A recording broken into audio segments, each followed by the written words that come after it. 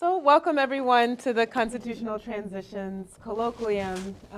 We're so pleased to have Kristen Stilt come today valiantly from a delayed flight because of snow in Chicago. So unfortunately there's a delay, but fortunately we're able to still meet and discuss her paper. Before she talks a little bit about the paper, I just want to introduce her. Kristen Stilt is a professor of law at Northwestern University School of Law, and she's also an affiliated faculty member in the history department there. She received a BA and a JD from University of Texas at Austin and a PhD from Harvard. And prior to teaching, she also had a second life as an associate at Cleary and in the Washington, D.C. and Moscow offices, and she also worked at the UNHCR there in Russia. So her research interests span both historical developments within Islamic law and contemporary developments, and she's become something of one of the main commentators on developments in Egypt.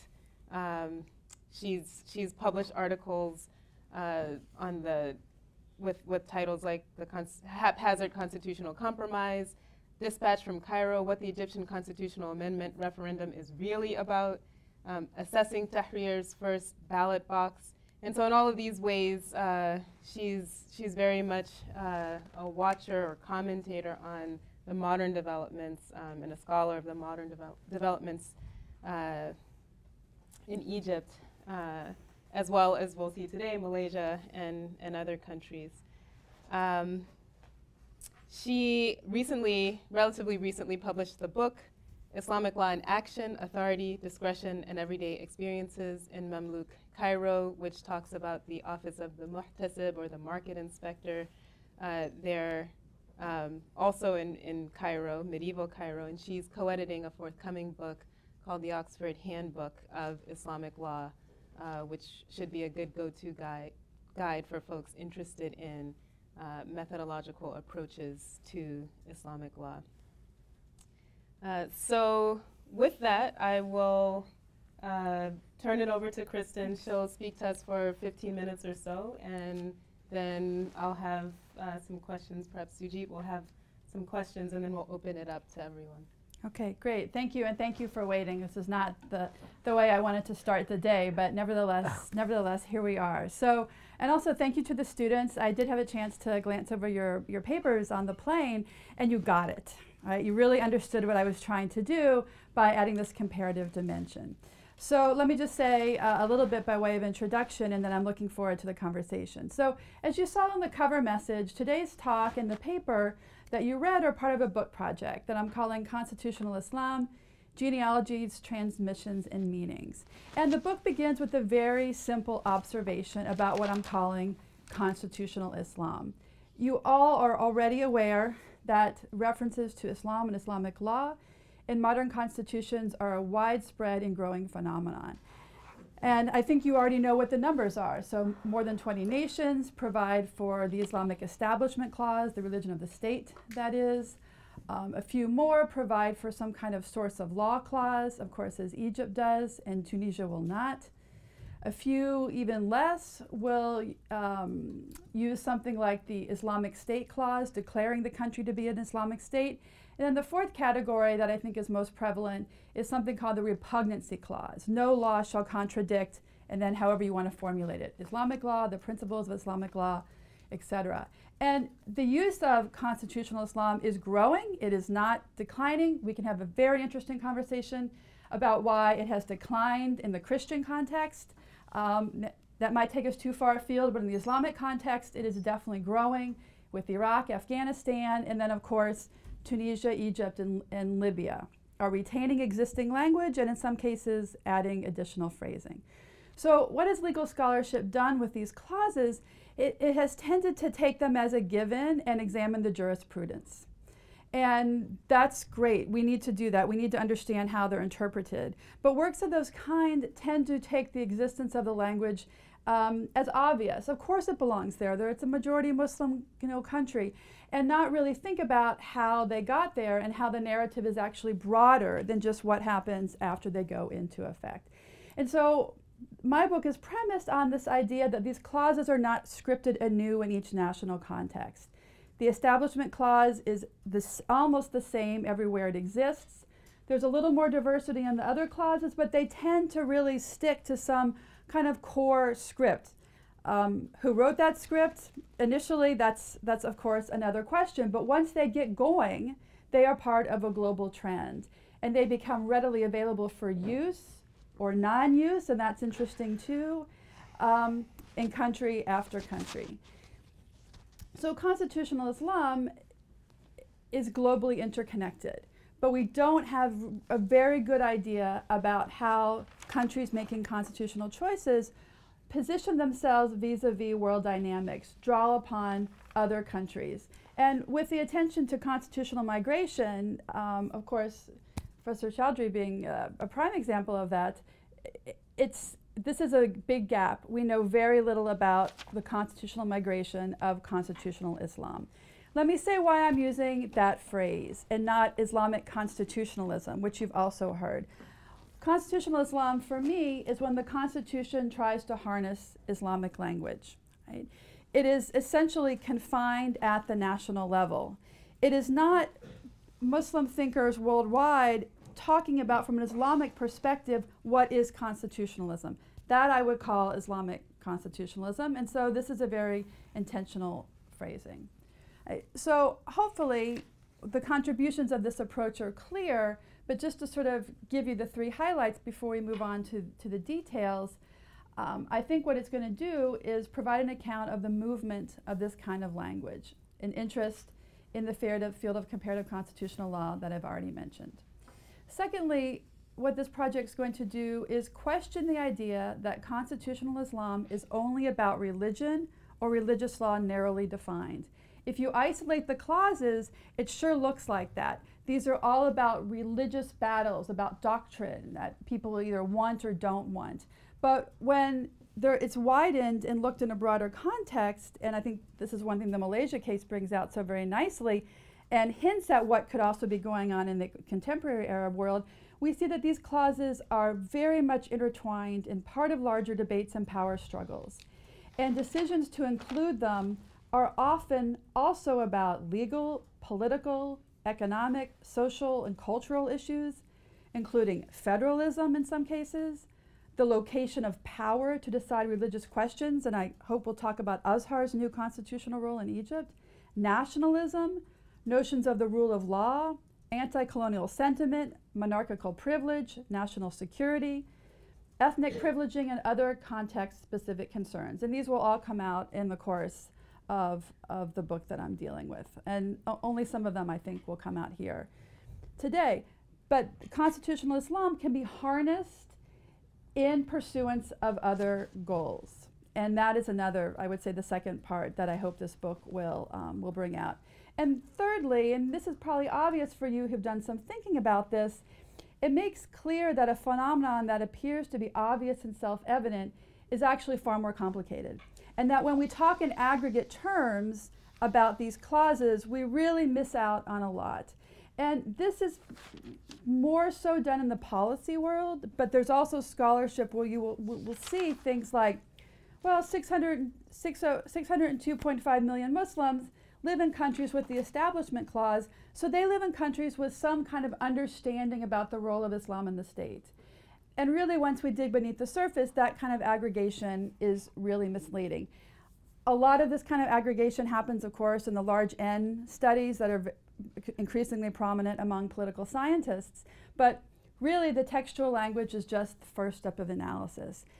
And if we only stick with the text, then Tunisia and Morocco look a lot alike. And really, they couldn't be any more different in terms of the role of Islam in the state. And Turkey looks extremely different. It looks like an outlier. But really, Turkey and Tunisia, in some ways, share things in common. And I would say Turkey and Saudi Arabia share important things in common about the role of Islam in the state. And if we only look at these clauses, we really miss the picture. All right, so I gave you the chapter on Malaysia, not so much that we talk exclusively about Malaysia, although certainly we should, but in order to raise questions and generate theories that we can bring to the discussion today of the post-revolutionary constitutions in the Arab world. I think sometimes we need to be shaken out of the country focus to think more broadly about themes and questions that didn't occur to us before. So what are these themes that I hope we talk about? Well, you got them in your response papers. In terms of process, who are the drafters? How are they chosen?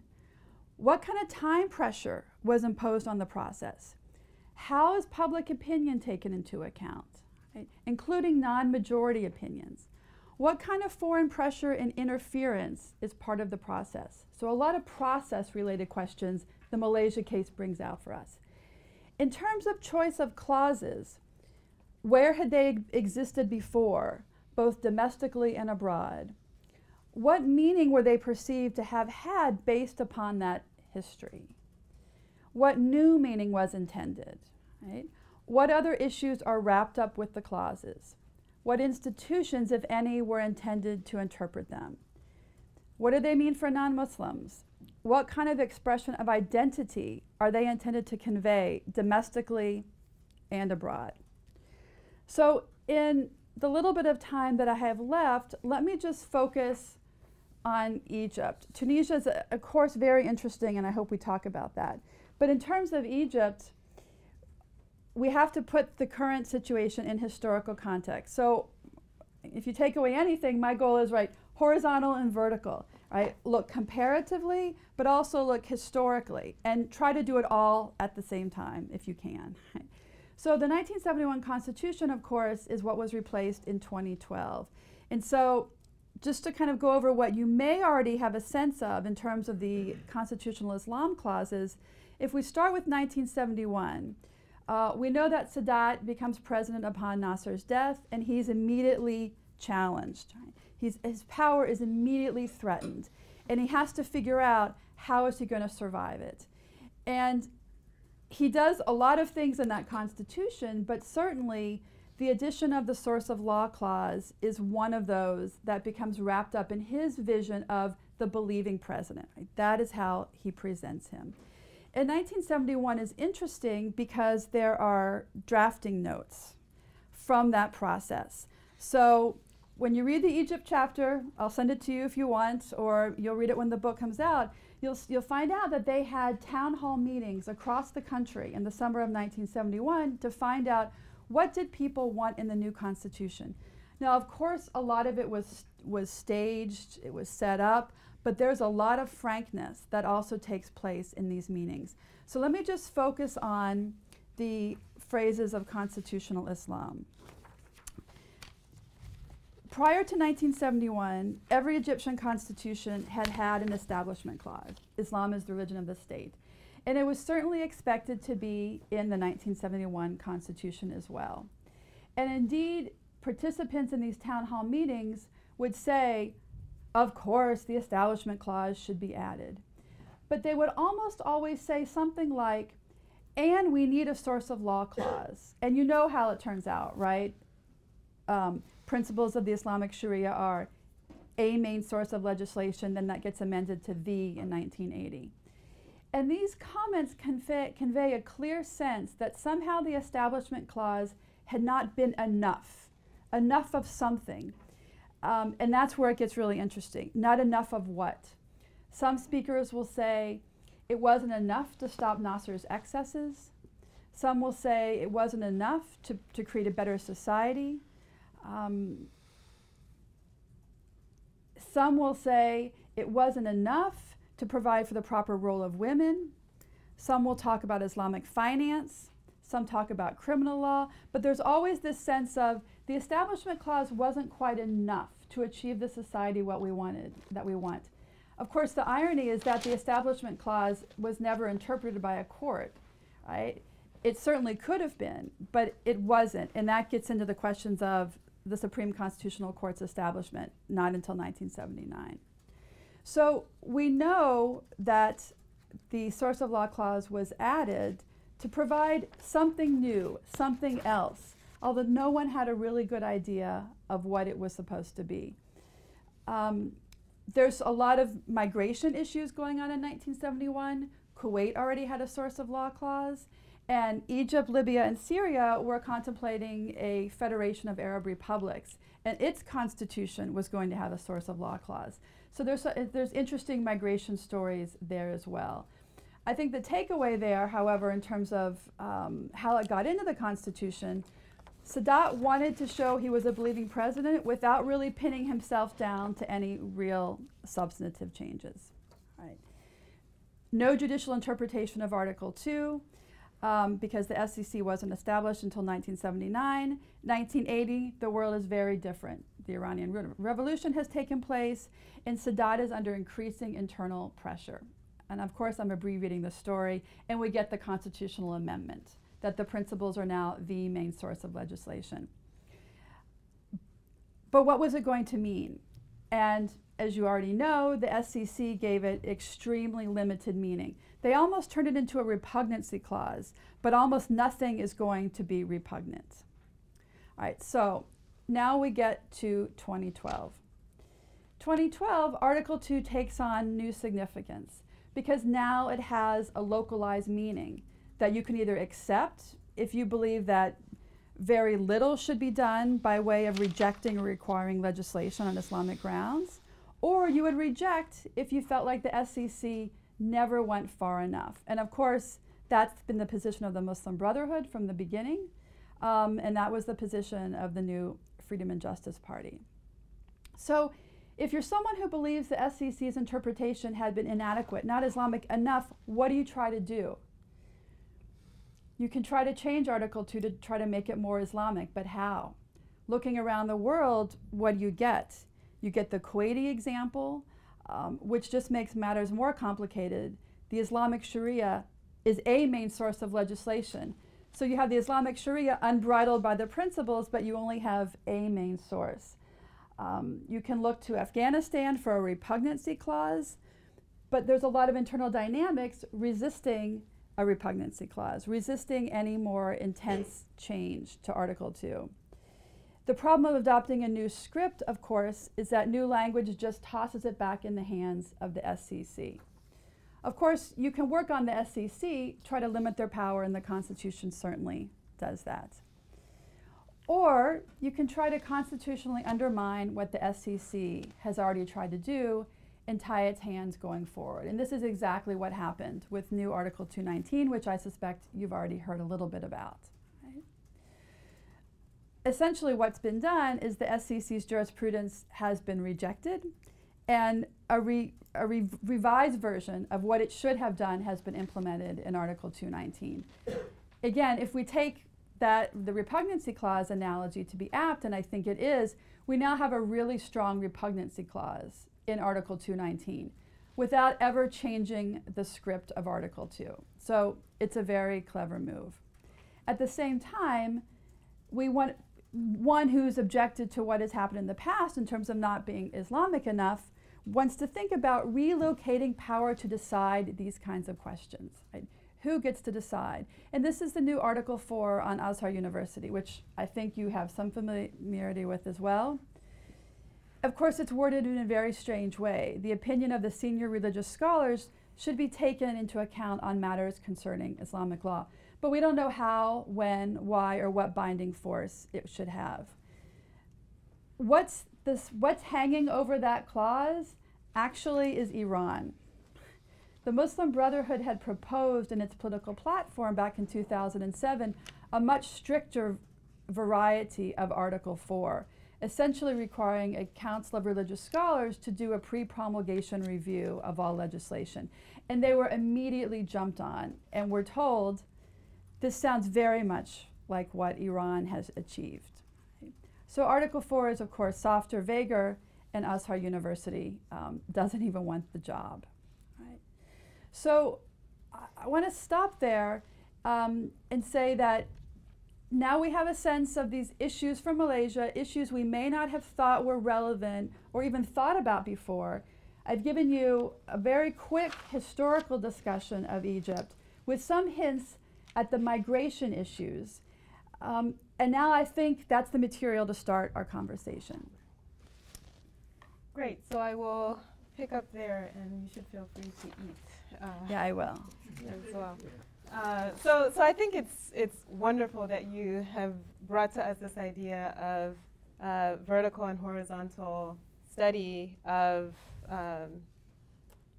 the region of the constitutional transition. So vertically, we're looking at comparative context, and horizontally, looking at historical context. And in the paper, I thought you did a great job of drawing us out of the Middle East to Malaysia and the British colonial context. And one thing that the paper left me wanting to see more of is some of the horizontal comparisons. So what's going on in other post-colonial contexts from which we might get some instructive insights about what's guiding the Malaysian process, and is it sort of all external phenomena, or are there things that are specific, factors that are specific to Malaysia, to Islam and the history of Islam, so drawing it back to the vertical dimension that you've drawn us along, or what are the, what is the interplay basically between the horizontal and the vertical in that context? Another thing that I thought was excellent for you to disaggregate for us is the sense in which you mean constitutional Islam versus Islamic constitutionalism, and drawing out the 3 different clauses by which we see manifestations of Islam in constitutions, and so this is in your introductory note in the paper, and you tell us a little bit about this here. And I'd like to hear a little bit more about this. So we have the establishment clause on the one hand. Islam is the religion of the state. Malaysia has that. In your remarks here, you've told us Egypt has that. How prevalent is this clause? And that's the first clause. The second is the Sharia clause, or what we might call the Islamic law clause, that says the source of law? The source of law clause. So Islamic law is a source, or the source, or a main source, the main source of state law or legislation. And that does not seem to be at play in your discussion of the Malaysian context, but it's very much in play in the discussion of the Egyptian and other post-Arab Spring contexts, especially as we talk about further ways of defining it in Article 4, which is some sort of soft version of this pre-judicial review, and Article 219, which is the article that says the principles of Islamic jurisprudence and fiqh, or legal canons, legal maxims, and foundational sources are the Islamic law that we mean when we refer to it in Article 2. And then you tell us about this repugnancy clause. So you essentially read Article 219 as creating a repugnancy clause, or perhaps the jurisprudence of the Supreme Constitutional Court in Egypt creating that clause. So I also wonder about the comparisons between the Egyptian context and the Malaysian context. I also don't see much discussion of a repugnancy clause there. And so taking the 3 together, how prevalent are the 3 and the sorts Islamic of clauses that you mentioned: establishment, source of law, and repugnancy? And what does that tell us about constitutional Islam versus Islamic constitutionalism? And the final thing that I would point to is the idea of constitutional migrations. So I'm very much convinced by the what you started with, that there are actually there's a lot more going on when it comes to conversations of constitutional Islam, Islamic constitutionalism, these various types of clauses ranging from federalism to separation of power to national security, ethnic privileging, and as you told us about in the specific Malaysian context in the paper, the communist threat with China nearby at a time where this is an issue for a British colony. British colonialism and what happens in transitions from colonialism to independence. How might Islam be leveraged alongside identitarian politics in Malaysia, especially with its three groups of Chinese, Indians, and ethnic Malays that are playing out locally on the ground. And then there's a Malayan federation, so there are the individual sultanates. So there are issues of local power and control where the sultans actually had constitutions locally that initially had these were also aspects of or instances of constitutional Islam. So I'm very much convinced by all of these factors being at play in the local context and the global context, sort of eye outlooking to the east, to China, to the west, to Britain. But I'm less convinced, I don't know if convinced is the word, or less informed about what sense, in what sense constitutional migrations are occurring in this context. So the Malaysian constitutional Islam iteration that you're talking about in the paper seems more to emerge out of local politics, colonial politics, global geopolitics, than it does of migrating constitutional scripts from elsewhere, unless that's locally, again, from the Sultanate. And maybe you can say more about historically as well. Does it come from the Ottoman context? Does it come from other areas? And if that's the case, then how might we think of the Malaysian context that you present to us in the paper as related to the Egyptian and Tunisian and other contexts that we've been talking about at length in this gathering? Okay. Those are great questions. Great. So I think what we'll do is, why don't you take Intisar's questions, and then we'll open up to the floor. Okay, that sounds good. And then I will kind of come in with some other questions along those lines. Yeah. So. Yeah. That's great, and I think that just furthers our conversation. So other post-colonial contexts, someone could write a book about Islamic constitutional Islam in post-colonial context, right? You could just focus on that. There wouldn't be that many cases, right? But you could certainly do that. Nigeria, for example, right? The French colonies, that could be a whole separate issue where the colonial context is really the big factor that connects to it. I'm convinced that Egypt 1923, constitutional Islam was very much about get out. It was a statement of national sovereignty and identity, and I believe that to be the case in other contexts as well. We can also ask the question, to what extent is the colonial context still hanging over Tunisia and Egypt today vis-a-vis foreign interests? I don't want to sound like the conspiracy theories, which of course are all over Egypt, to some extent Tunisia, but we can ask that question, right? What involvement do foreign powers have? And it doesn't take much then to take a step back to Afghanistan and Iraq and see them more prominently. The clauses, what's so interesting is that the more I get into this project, I realize that there's scripts and then there's meanings, and the clauses can mask for other clauses. So I really believe that in the Egyptian context, the source of law clause was interpreted as a repugnancy clause. And I think your presentation earlier this year talked about that, how the court said, well, no law can contradict these very, very few special beliefs. Of course, no law does, because they're so few and so special. Now with Article 219, everything's a principle. Potentially, everything's a principle. So the repugnancy issue comes in through the source of law clause. And in a sense, migration is also about what doesn't move. Egypt didn't adopt a repugnancy clause. It would have been a very big deal had they done so. But in a way, they achieved it in a different way.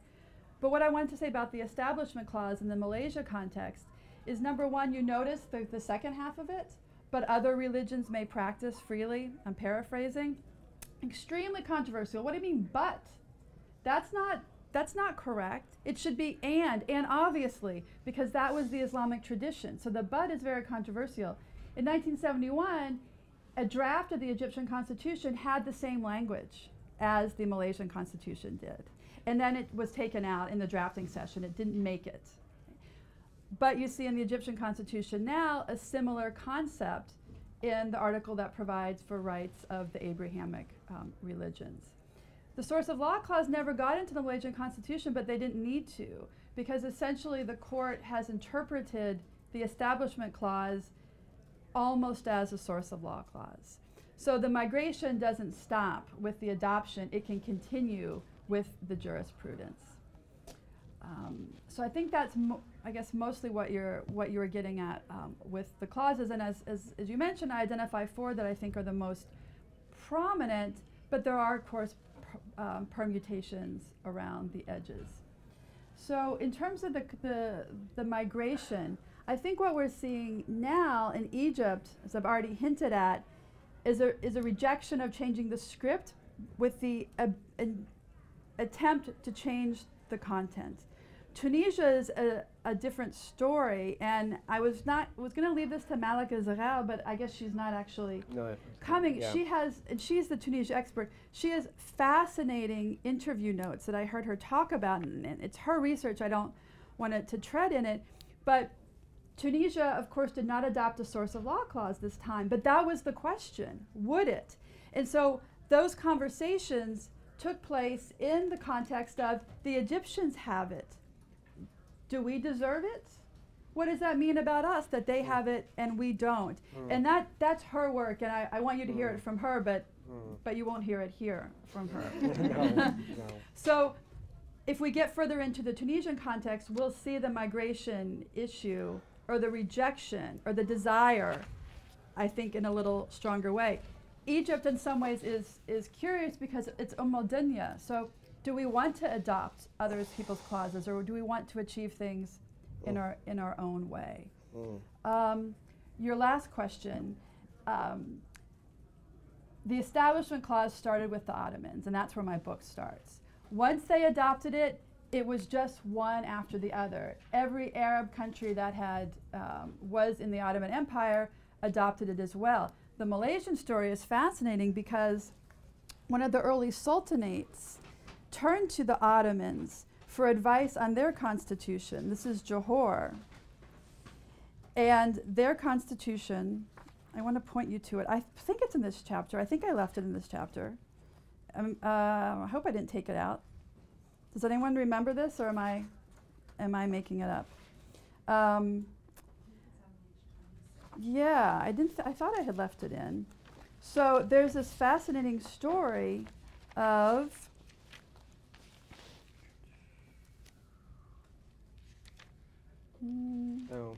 the Constitution of Johor, adopting in 1895. You mentioned it on page 28. Yeah, but I think. But you don't live. I don't think the text is there. Is the text not earlier no, in the? Maybe. Let me see. Here we go, page 7. Yeah. Okay, hold on. Right. Article 57. Yeah. Yeah. Right. So the Ottoman Constitution of 1876 is the first to adopt an establishment clause. And the Sultanate of Johor looked to the Ottoman Empire in general, adopted the Majella. It's really a fascinating story. And in its constitution, adopted an establishment clause. It's going to take some digging into the history of that Johor constitution, but I don't think it's a stretch to think that there was some discussion there, and that those ideas came from the Ottoman context into Johor. Once they got into Johor, they spread throughout the other Malaysian states, and then that feeds into the story of the independence constitution. And then the last thing, connection between that and the modern Middle East. Well, so I think I think in part, the Tunisian story, aside, which I just hinted at with Malika's research, I think there it's very clear, a very clear question of rejection is as very much a migration story. So it's not only successful migrations that are part of the migration story, it's also what's been rejected. And then in the Egyptian sense, what I think is very clear is that even though those contingents wanting a greater role of Islam in the state, Freedom of Justice Party, and the more conservatives, although of course they don't always agree, they had a big fight ahead of them if they were to bring in a repugnancy clause or an Islamic State clause. Right? So, but those clauses stood there as possible next steps. And so in that sense, I think it is also part of a migration story. The ideas are there, whether or not they're accepted or not, and whether or not they're accepted but put in through different pre-existing language, I think is also part of it. So the migrations get more complicated, right? But nevertheless, I think it's part of the story. So I'll keep a queue if people want to raise hands and keep them up, and Stephen will start. So I have three questions. Mm-hmm. One actually is about the Ottomans. So since it's the fount and the source, and maybe it's unfair to ask this, but maybe you've covered it. I mean, just a very quick sense of the politics of the 1876 establishment, of course, in the Ottoman Empire, because I could imagine it being one of two opposite movements. One is it could be part of kind of a westernization, modernization of the Ottoman Empire, adopting, constitutionalizing, and as part of constitutionalization, borrowing things that have happened in Western Christian establishment forces, or of course it could be the opposite in terms of, so I'm curious about some sense of how it all started. The more specific question about Malaysia, just what reasons did the Sultans have for changing their position between the draft constitutional working paper? I mean, they're adamantly opposed, at least the commission says that they didn't put it in because of the opposition, and then all of a sudden they changed their mind, and so the British Commission says they've changed their mind, so we're happy to have it in. It wasn't clear to me what they gained from changing their mind, so I'm curious as to the politics of that. And the third point, and I think Intisar may have mentioned this, and perhaps you didn't, but in terms of the politics of Malaysia, would the clauses, the Establishment Clause or either of the other two clauses have been equivalent for these purposes? Were the other ones discussed? Was there something distinctive about an Establishment Clause which served the ethnic, national agenda that you clearly show it did? I mean, is there something distinctive about that clause versus the others that play that role? How do you do it? Do you take a bunch, or should I do one by one, or what's your preference? Yeah, why don't you just, why don't we just do Stephen, because he's given you like a lot. Okay, yeah. all right. He's already given a bunch. But he does to everybody, and then we'll kind of go back to the floor. Okay. Yeah. So. All right. So the Ottoman story is really fascinating, and I've just now teamed up with an Ottoman historian to go and look at the archives on this question. But here's my initial sense. So the Ottomans are forming a constitution, and we have some sense of the pressure they were under, right, to try to regularize the treatment of non-Muslims, right, why this constitution might have been necessary at that point of time. So when you're drafting a constitution, what does one do? Look around, right? So at that time in 1876, there were constitutions that enshrined Christianity as the religion of the state or made some church the official church of the state, right? So my working theory is that the Ottomans saw these clauses and said, well, what's ours? Right? That's just my working theory, right? I can't connect the dots, but I don't think that's a far-fetched theory, right? Because Islam as religion of the state is not classical Islamic language, right? It's not something that has been traditionally part of the discourse. I think it's borrowing, and I think Islam has changed for Christianity. Right? That's my working theory right now. I don't know in terms of a deeper level of the political context. I don't think there was much sense of what it was going to do or what it meant, other than I guess we need to have one. Right? Why did the sultans change their position? I think this might be somewhat similar to, why did the ulama capitulate their power in many places across the Muslim world as countries adopted constitutions? Why did they capitulate, in Tunisia with the family code that came alongside the independence constitution?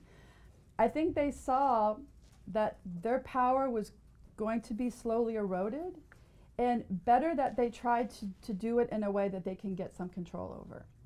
Because they were promised that this would not undermine your power. And I think that was a bargain that they were willing to make, instead of fighting and then losing in the end, in which they had no say over what kind of power structures were going to be in place. But I should also say there's an archive I haven't looked at for the Malaysia drafting process that I'm going to next month. Maybe it will shed a little more light on it, because you see that the sultans had an agent, essentially, right? So I'm hoping to find out a little more about that agent's records. And your third one, which I started to write down, and I see I didn't finish writing it down. Can you remind me? I just wondered whether there was any issue or discussion about the other Yes, clauses. exactly, right. Right. So the interesting thing is a repugnancy clause, or the idea of a repugnancy clause, was talked about because it was already in existence, right? That notion already existed at the time. The source of law clause doesn't really develop until later in the Kuwaiti context. So it's not something that's talked about. I think the concern, of course, they were already, had already really backed off on even an establishment clause. So in some ways we can think of a hierarchy, not because the language tells us this, but because this is kind of how it's worked out. The establishment clause is sort of step one, right? If you want to go beyond that, then probably a source of law clause. Even more specific and targeted would be a repugnancy clause. That's kind of how it's sort of played out over time. With the Islamic State clause, probably somewhere up there alongside the repugnancy clause. So the establishment clause is step one, and that's the most, really, that they were going to be able to get, right? So going further than that was very unlikely, even considering the opposition to the establishment clause.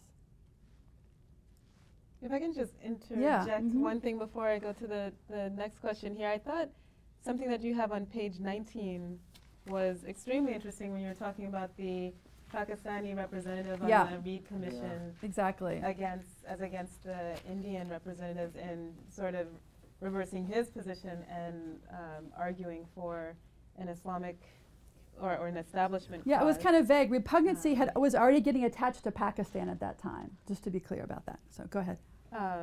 And what I thought was extremely interesting, and maybe this connects to, and maybe it does connect some of the dots for the establishment clause being a borrowing from European Christian context, where Abdul Hamid went on to say the establishment clause is innocuous, and then surveyed similar clauses worldwide, pointing out 15 countries with an establishment clause, including quote-unquote Christian countries of Ireland, Norway, Denmark, Spain, Argentina, Bolivia, Panama, and Paraguay. And then some 6 countries all in the Middle East, except for Afghanistan, containing an establishment clause, plus Thailand with an establishment clause for Buddhism. And then he says, if in these countries a religion has been declared to be the religion of the state, and that declaration has not been found to have caused hardships to anybody, no harm will ensue if such a declaration is included in the Constitution of Malaya.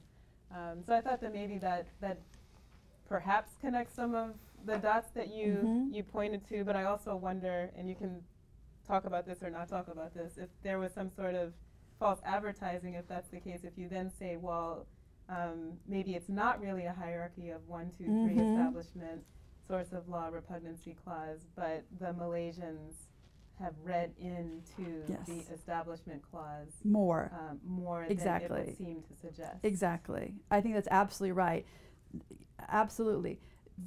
It's complicated because the language itself then goes on to take on other meanings, which can include the meanings of other clauses of constitutional Islam.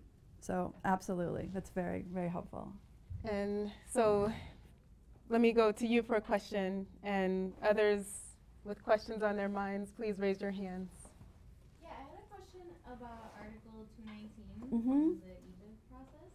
And so you said that if one maybe thought that the SEC was going far enough, that maybe you could try to reject that jurisprudence through something like Article 219, and you see it as a really strong repugnancy clause, I think you said.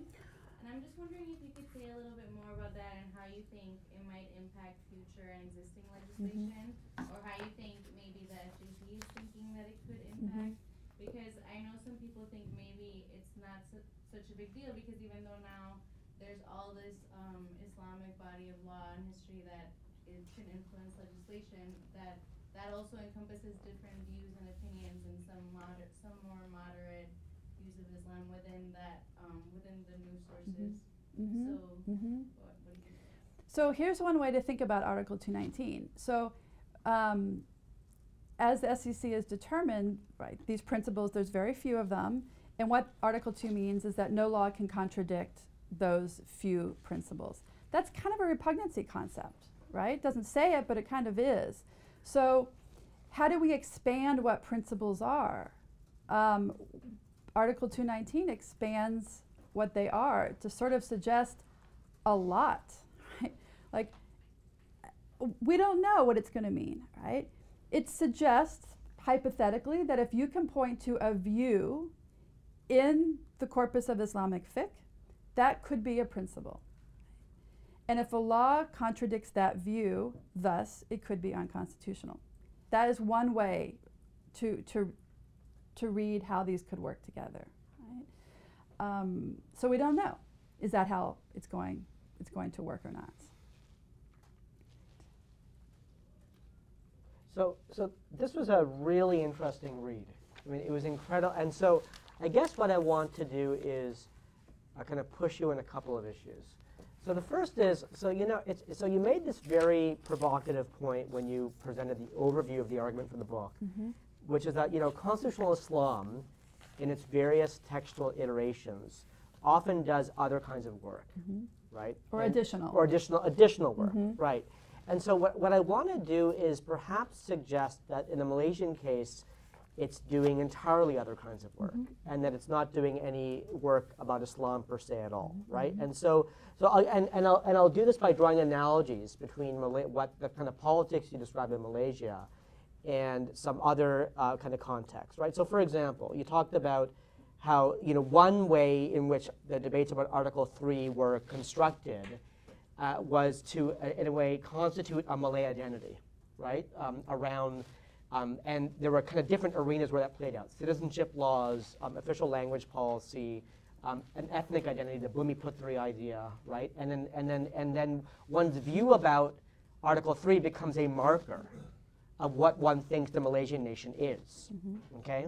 And so, and as you said, there's no substantive agenda driving Article 3, right? It really becomes this kind of this placeholder for what we are, right? And so when I think about this, I think that the analogy is Sri Lanka, okay? And so, and although this is not necessarily a universally held view, I kind of view, contemporary Sinhalese nationalism as built around kind of a narrative about origins and ethnicity, as kind of organized around language.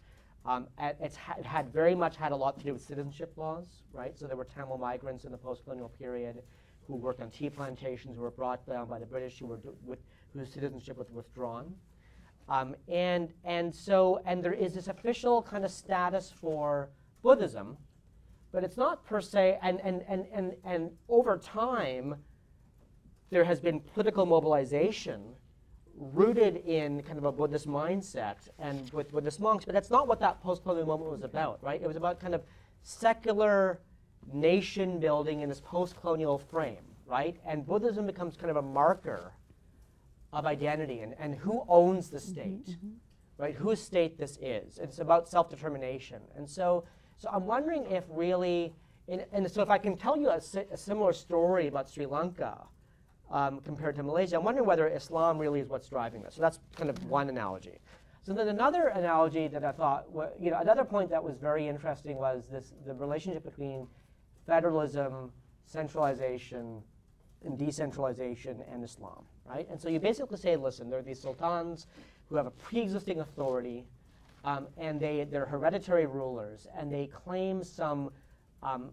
They claim to they root their authority somehow in Islam, right? Although how they do that, let's put to one side. And so they view the Islamic State clause as a tool of centralization that might undermine their political authority, right? And so what are they afraid of, right? They're afraid of legal centralization, modernization, a shift of authority to non-hereditary, elected, popular rulers, okay? And so So there's different ways to think about this, right? One could be that this is really a debate about legal pluralism and local autonomy. Islam becomes kind of this place where these debates occur, but it's not really relevant, right? So if you think about the UK and Scotland and Scots law, right? What is Scots law? It's this repository of Scottish identity. Think about the Quebec Civil Code, right? In Quebec, it's this repository of a distinct identity, right? There are these ways in which legal pluralism and the legal order becomes a way to resist kind of state building, nation building kind of tendencies, but it's not per se about Islam, right? Per se, right? That's what. So that leads me to the question, which is what I thought was missing here in the Malaysian story. Not missing because you didn't find it, missing because it wasn't part of the story. Was a debate among Malays about what the status of Islam should be, right? So when you think about Egypt, right? This is a debate happening among Egyptians. There's an issue with Copts, but even among Sunnis, who are Arab and Egyptian, there's a debate about religion and the state and its establishment. You know all of it, right? Tunisia as well. But I don't see that in the Malaysian debate, right? And so I'm wondering if the Malaysian debate is just very different, right, from what I think we see right now in North Africa. So that's a question. Yeah. Great. That's extremely helpful. And in some ways, you're pushing my argument to perhaps a logical conclusion, right? Perhaps slightly over the line. And I have thought about this deeply, right? I have said before and gotten some very surprised looks that in the Malaysian case it wasn't about religion at all, right? It was about other things. And I backed off on that because I think it's hard to say, right? Yeah. In some ways, constitutional Islam is not all that relevant, right?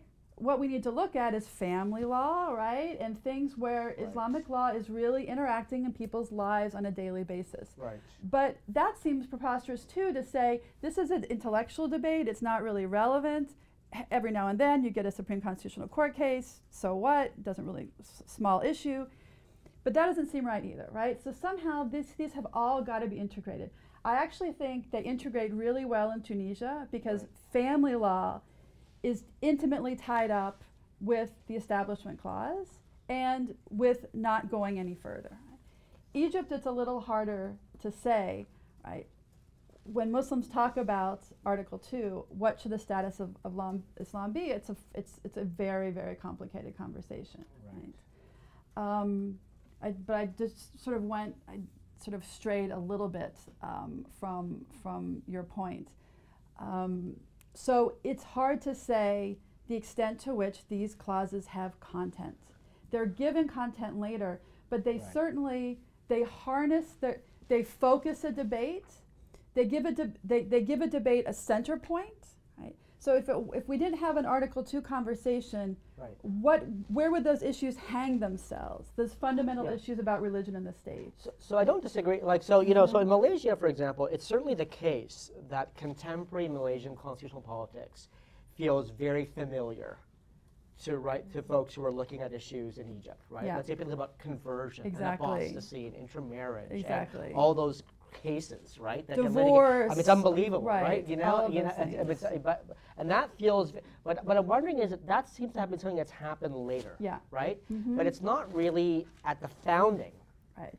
It's not really the issue, right? And so once it's there, then it becomes this platform for legal and political mobilization. And I think that has everything to do with your comment about federalism, right? And the newness of the state. So it's a new state, and it's a federal state, and no one knows what will this federal government do about anything, let alone Islam. So I think the content of Islam is remote. It doesn't seem tangible, and the real live issues are we going to get outnumbered or not?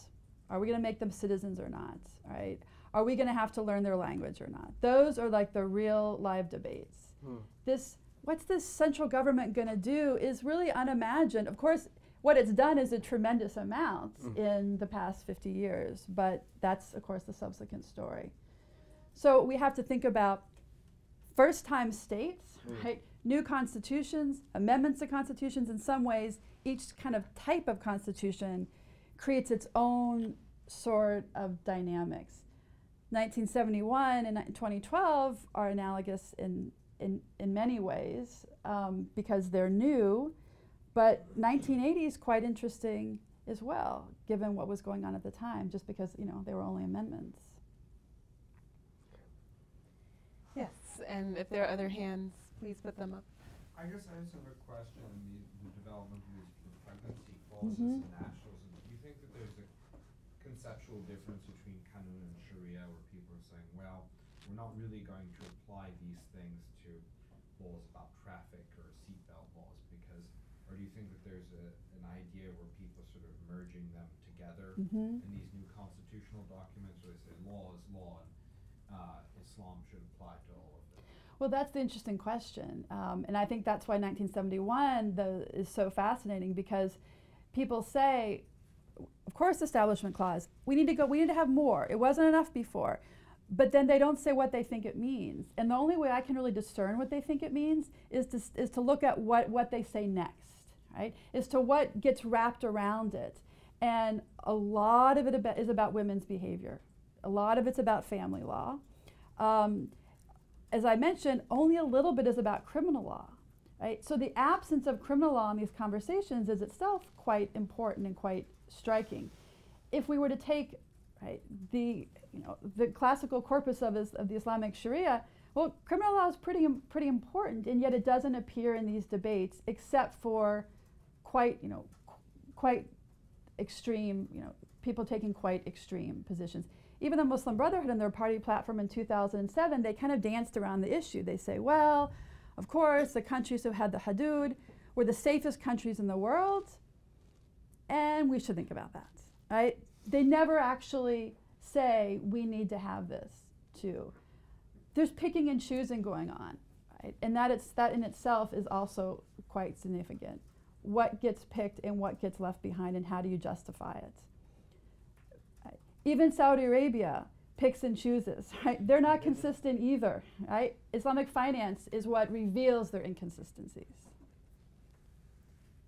On that note, on finance and commerce, I'm actually surprised that property law doesn't end up being more of the story when it comes to Islamic law. So people that had entrenched interest in their inheritance and their estates, and there's been a lot of work done on this, as you know, in Indonesia, the Hadrami diaspora in this region, in modern-day Singapore, Malaysia. But at that time, where property law and inheritance law, as it connects to Islamic law, being relevant, at least for the elite, in these contexts. And with this class of people, have you come across anything that relates to this class of people having vested interests in arguing for or against and some content to Islam or Islamic law as it relates to these larger constitutional questions? So that's so interesting you brought that up. I think the town hall meetings of 1971, you can read it in between the lines, right? The Establishment Clause was not enough to prevent the excesses of the Nasser era, the appropriations, the arrests, right? And this is what I'll argue is that in many ways the Source of Law Clause in 1971 was a stand-in for the rule of law, right? If we would have had the true Islamic protections, our property wouldn't have been seized. We wouldn't have been arrested in the middle of the night, right? So I think it comes out, but it's really, really subtle, right? But I think it's there. But also the one time the SEC did invalidate a law, wasn't it an inheritance law about inheriting your apartment? Wasn't it a property law question? Yes. So that's the one time, right? The only occasion that the SEC invalidated? I don't know. It's the most known one, Yeah. right? But it had to do with an obscure issue of inheriting a lease and whether or not that was property under Islamic legal principles. But I'm actually curious about the Malaysian context as well. It seemed like it would be even more relevant there, where that was an area, as I understand it, that was carved out from the Dutch and British laws that otherwise might impose and take away from the property rights that everyday elite people I see what you mean. Right. Yeah, that's a good question. That's a good question. I'm not sure. So I want to talk to you about the migration piece. So like it's quite obvious that there are kind of a bunch of standard clauses that kind of get picked up and moved around, and they get kind of modified, right? So a source, the principal source, right? And so et cetera and so forth, right? So I guess, so what I'm trying to figure out is when the recipient country, or the country that's kind of going to take on this clause, engages with it, how does that work, right? And so is it simply just a piece of legal technology where they go, you know what, we want to be this type of country, well, let's just look here and, let's grab it, right? So the Malaysians look to Pakistan, or the Egyptians look to Syria, or whatever, right? Or is there something deeper, right? Where there's kind of a social and political model that is kind of packaged into a clause, right? That's the first kind of point.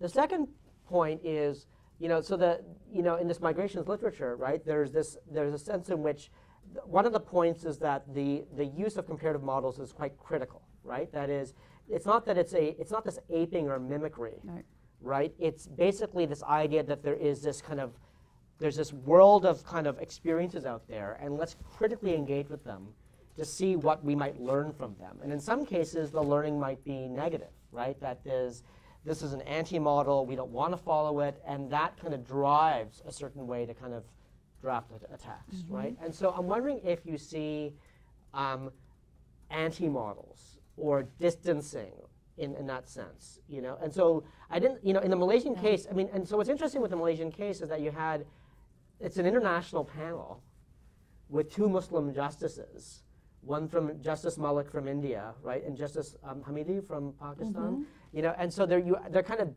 it's kind of comparativism is built into the DNA, right, of the panel, and so I'm just wondering what happened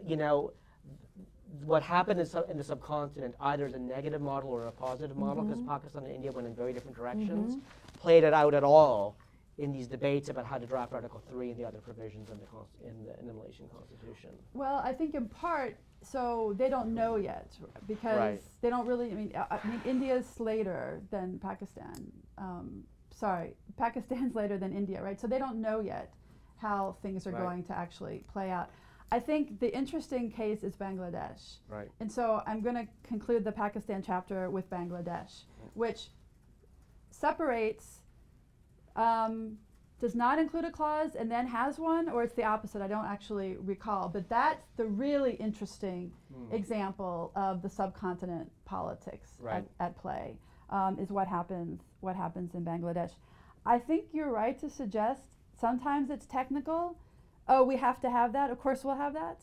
And sometimes it's much deeper. All right? And I think these are things that I'm going to have to really explore over time. But one thing, one quote from Ghannouchi in Tunisia was really fascinating. He did not want a source of law clause. And those of you working on Tunisia, we can talk about why he, in the end, did not want to have one. And one of the quotes, and there's many things he said about them, but one of them he says, well, the principles of the Islamic Sharia or Sharia, Afghanistan has kind of given that a bad name. Like, he reaches all the way to Afghanistan. I have the quote in something else that I did not give to you.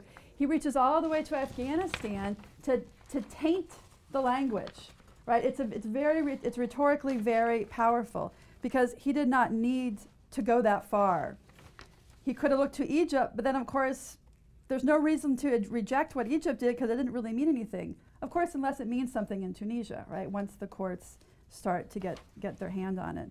I can find you the quote. He said, in explaining why Tunisia would not adopt a source of law clause, Ghannouchi referred to Afghanistan as a negative model, saying that conservative forces in the country had hated the formulation. By including only the establishment clause, it would make Tunisia a model for countries undergoing similar transitions. Right? So that's just, I think Tunisia is really the rich place in many ways for this, since they did not adopt it. Egypt is rich I think for different reasons. We have two questions. The first is about Lord Reed. So on page 25, you talk about about his reaction to the final version of the Right. text, Mm-hmm. which I thought was fairly significant because he seems to be washing his hands of the form of the Constitution as it was finally decided. So I wanted to know, first of all, how significant was that? I mean, did that cause any change in the debate at all, that the man who had been appointed to lead this commission ended up apparently really not liking the final version? And why was he concerned with the final version? Because it doesn't sound like it was the Islamic clauses that he was so worried about. And then expanding from that, looking at the debate between meeting a deadline and getting the text right, what are your thoughts on which is more important, you know? What do you do when you're running up against a date for elections or for independence? And isn't Iraq and the you've got a perfect terrible draft? Yeah, and Iraq is a good example of that, right? We weren't going to leave. That was our benchmark, right, to be done. I think by the time, you know, Lord Reed expressed his displeasure, it was just over, right? Because there was this ticking clock. And I don't know to the extent it comes out in this particular paper, but this was not the only country, you know, that Britain was worried about at the time. They were trying to settle all these post-independent constitutions and put out all these fires at the same time. So, you know, he probably wrote some sad memoirs about his experience. In fact, the drafting notes are fascinating because his wife was with him the whole time, and she did not travel light.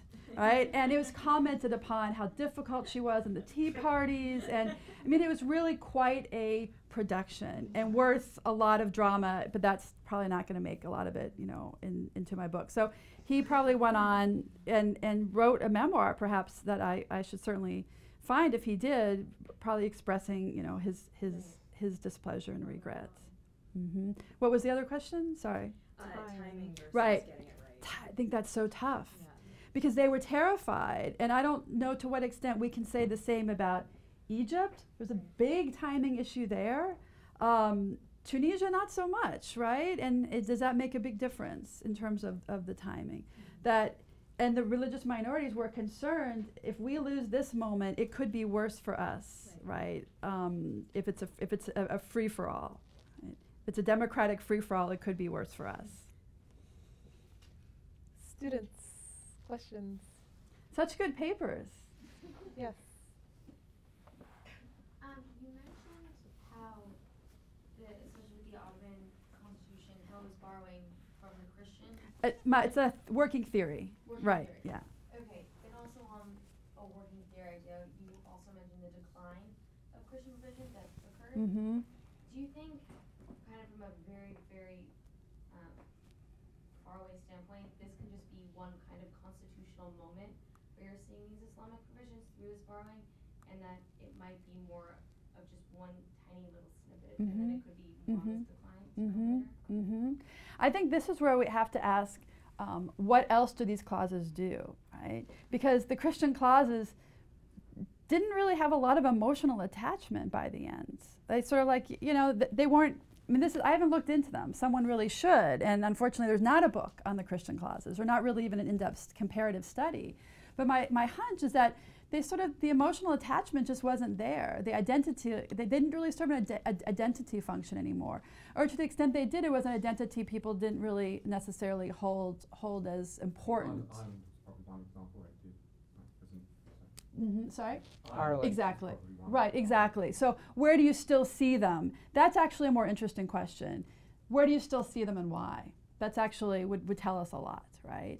And what work do they do in those contexts? Do they do substantive work or they do symbolic work, right? So it's hard for, I think we have to question this idea, and I guess I started with this, that they're only about religion. So we can say, well, this just proves that this region is more religious. And I think we have to interrogate that and find out really more deeply what are these clauses doing. Maybe we should look at family law to find out how deeply religious a society is. Maybe that should be our test, right, rather than these clauses. There's certainly no indication that they are being removed. It's very difficult. Turkey removed it. It's very difficult to remove them. This is the kind of the one-way effect, at least what we've seen so far. Because who's going to be the one that says we no longer need it?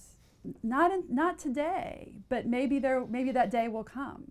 Doesn't do any work. Doesn't serve a purpose for us anymore. Great. An didn't do a terribly large amount of research on this, but from what I could find, it seemed as if the federal court in Malaysia has very limited judicial review powers.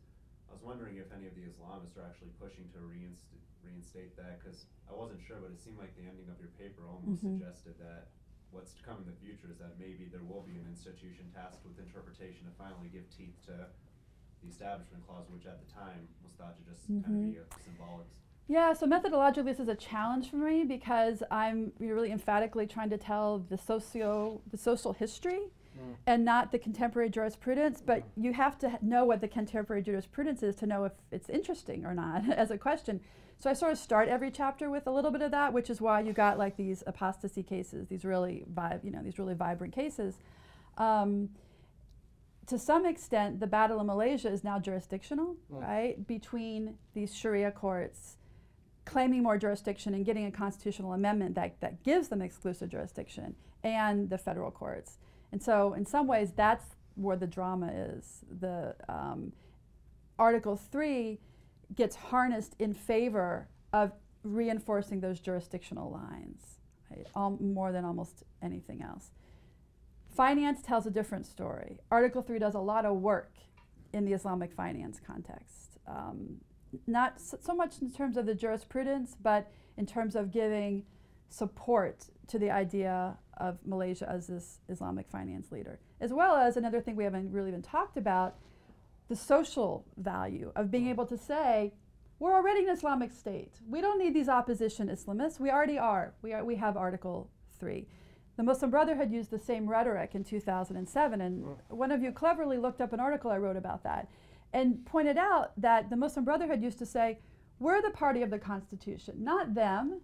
We're the party that wants to give Article 2 its full meaning. No more, no less. We're not rejecting this Constitution. We're trying to give it its true, proper meaning. So maybe I'll ask a question following up on that note. I think we'll be wrapping up then. So here's the thing, right? It seems to me that the life of these provisions is very different from what was intended sometimes, right? Like, and so Egypt, no one ever thought the SEC would get involved in interpreting it, and then what's the way the Brotherhood uses it now, right, to buttress its legitimacy against Salafis. And what's happened in Malaysia, of course, was completely not even part of these debates, right? It was a different moment. And so I'm just wondering, as a matter of method, you're putting, I mean, look, you have to be, you're a historian, you're doing this really interesting archival work, looking at these founding moments, which the contemporary folks are not looking at, right? Except when they are. Right. But you're doing it systematically. Right. Okay. Right. So I'm giving you credit. Okay. Right? Yeah, so no, but I'll explain how we're not the only originalists. So I'll say something about that when you finish. But I'm just wondering if what kind of a picture is going to emerge from this, right? Exactly. When in fact people really didn't know what use was going to be made of this, right? And so that's the, That is the challenge. I don't want to tell a before and after story. Yeah. And I don't want to tell the original meaning was this and the court got it wrong. Like those are two stories I'm not interested in telling. Exactly. So that is the challenge. We're kind of getting beyond our topic, but for this kind of research or the production of such a book, this is the methodological challenge, right? These courts do bring in original meaning in very interesting ways. The Malaysian courts bring it in. Lord Reed's commission has come up in some of these Article 3 cases. Abdul Hamid is a villain. There's websites by sort of non-Muslim Malays where they really say all our problems go back to Abdul Hamid, right? He was the one. And then the SEC, even in Egypt, they, in their first case where they looked back at the drafting records. Right. But these are, of course, these are different than historical looking back. Yeah. An historian looking back at the drafting records. But I agree completely, this is not a before and after story. It's not a originalism got it wrong. It's something else. And if anyone has good models for what that something else is, I mean, that's my challenge. Okay, well, we'll talk about it over dinner. Yeah. So anyway, okay. Well, great. Well, thank you so much for coming and speaking and giving us Thank you. a fantastic presentation.